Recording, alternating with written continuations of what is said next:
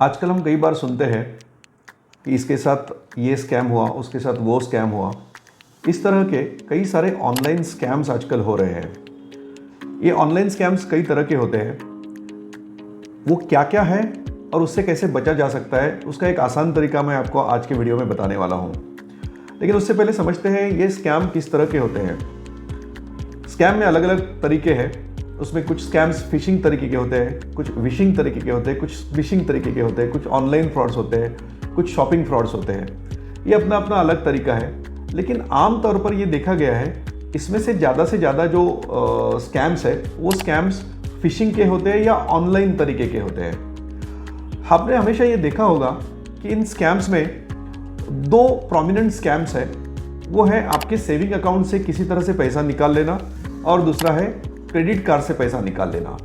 अभी हम saving account वाले जो फ्रॉड्स है उसके ऊपर बात करेंगे, क्योंकि सेविंग अकाउंट से पैसा निकालने वाले स्कैम्स आमतौर पर 70 से 80% स्कैम्स वही होते हैं। बाकी के स्कैम्स उस कंपैरिजन में थोड़े कम हैं। तो सेविंग अकाउंट से पैसा निकालने वाले जो स्कैम्स है उससे कैसे बचा जा सकता है उसके बारे में हम आज बात करेंगे। आमतौर पर ये स्कैम्स जब होते हैं तब आपको एक फ़ोन आता है या कोई फिशिंग वाली लिंक आती है या कोई फ्रॉडुलेंट वेबसाइट पे आप जाते हैं। यहाँ से आप किसी लिंक के ऊपर क्लिक करते हैं, क्लिक करके आप गलत वेबसाइट के ऊपर जाते हैं और वहाँ से आपका डेटा चोरी होता है और डेटा चोरी होके आपके साथ में ये स्कैम होता है। या दूसरा तरीका है, आपको एक फ़ोन आता है, फ़ोन के ऊपर आपको OTP पूछा जाता है किसी तरीके से और उस OTP से आपके सेविंग अकाउंट से पैसा निकाला जाता है। ये स्कैम्स से बचने के लिए एक बहुत ही आसान तरीका है जो आमतौर पर हम यूज़ नहीं करते हैं। वो तरीका है कि आपके सेविंग अकाउंट में कम से कम अमाउंट आपने रखनी चाहिए। आप रख सकते हो 10,000 रुपया, 15,000 रुपया, 25,000 रुपया। अभी आप ये मुझे बोल सकते हो कि अगर 10,000, 15,000 मैं अपने सेविंग अकाउंट में रखता हूँ तो मुझे जब ज़रूरत पड़ती है तो मैं ये पैसे कैसे यूज़ करूँगा।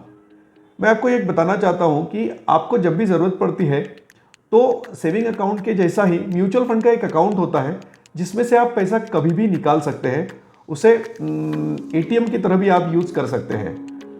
तो आपका जो पैसा है आपने सेविंग अकाउंट में ना रखते हुए म्यूचुअल फंड के लिक्विड फंड्स में रखना चाहिए। और उसमें से पैसा निकालने के दो तरीके हैं। या तो आप 2 घंटे के अंदर अंदर पैसा निकाल सकते हो या तो आप 1 दिन के अंदर पैसा निकाल सकते हो। 2 घंटे के अंदर पैसा निकालने के लिए अलग अलग स्कीम्स की अलग अलग अमाउंट होती है। तो ये अमाउंट आमतौर पर 50,000 रुपये तक की होती है। तो 50,000 रुपये तक आपको वहाँ से पैसा आप 2 घंटे के अंदर अंदर निकाल सकते हो। जो 1 दिन में निकालने वाला पैसा है वो कुछ भी अमाउंट आप 1 दिन के अंदर अंदर निकाल सकते हो। 1 वर्किंग दिन उसके लिए होना चाहिए, 1 वर्किंग डे उसके लिए होना चाहिए। तो सबसे पहला चीज़ तो ये है कि आप अगर आपके सेविंग अकाउंट में पैसा रखते ही नहीं हो, 10-15,000 रुपये, 20,000 रुपये जो भी रखते हो, उतनी ही रिस्क आपके लिए बनती है सेविंग अकाउंट की। म्यूचुअल फंड के अकाउंट आमतौर फ्रॉडस्टर्स उस तक नहीं पहुंच सकते हैं, या अगर वो उस तक पहुंचे तो भी आपका पैसा, आमतौर पर आपका पैसा म्यूचुअल फंड से कहा जाएगा सेविंग अकाउंट में जाएगा। लेकिन तब तक आपके ध्यान में आ जाएगा कि आपके साथ में फ्रॉड हो रहा है और ये फ्रॉड कभी होगा ही नहीं। तो सबसे पहली चीज़ आपको ये करना है कि सेविंग अकाउंट में कम पैसा रखना है। वो पैसा म्यूचुअल फंड के जो लिक्विड फंड्स है उसमें रखना है ताकि आप इस फ्रॉड से बचे और आपको आसानी से पैसा उपलब्ध भी रहे। लेकिन एक बोनस आपके लिए इसमें फ़ायदा भी है। आपके सेविंग अकाउंट में आपको यूजुअली 2.5%, 3% या 3.5% तक ही रिटर्न मिलते हैं। म्यूचुअल फंड के जो लिक्विड फंड्स है उसमें आपको आमतौर पर 5.5, 6 या 6.5% तक रिटर्न्स मिलते हैं। मतलब देखिए, दुगुना फ़ायदा है आपका। आप एक तरह तो फ्रॉड से भी बच रहे हो और दूसरी तरफ आप आपके जो रिटर्न्स है वो रिटर्न्स भी आप बढ़ा रहे हो।